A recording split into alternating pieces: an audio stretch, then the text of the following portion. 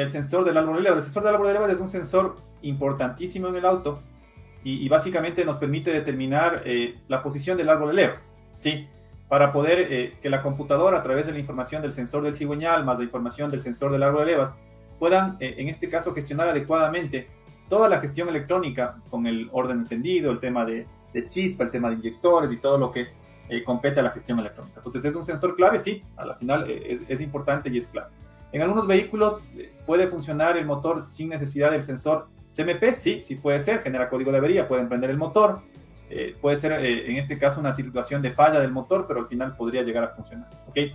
Listo, entonces vamos a ver un poquito, y aquí voy a irme saltando un poquito esto.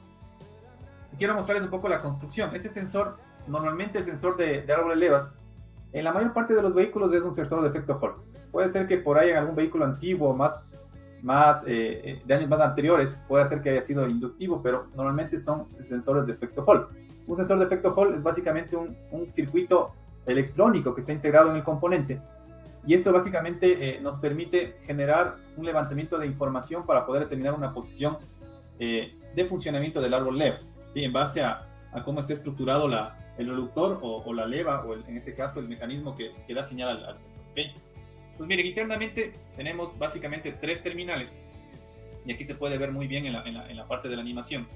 Aquí podemos ver 3 terminales, y básicamente uno es alimentación, otro es tierra y uno es señal, ¿sí? Entonces básicamente es un sensor de 3 vías, que va a tener una alimentación, va a tener una tierra y va a tener una señal, y también va a tener dentro de su configuración un imán permanente y un circuito integrado, se podría decir, que es el circuito de efecto Hall, ¿okay?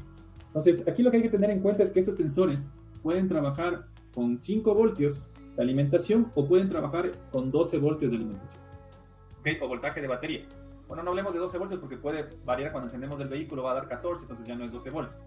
Entonces puede trabajar con un voltaje de referencia o de alimentación de 5 voltios, que es alimentado directamente de la computadora, o puede llegar a trabajar con voltaje de batería, en este caso. Eso hay que tenerlo muy en cuenta, porque a veces en el diagnóstico se confunde esto y pensamos que va a trabajar solo con 5 voltios y no es así.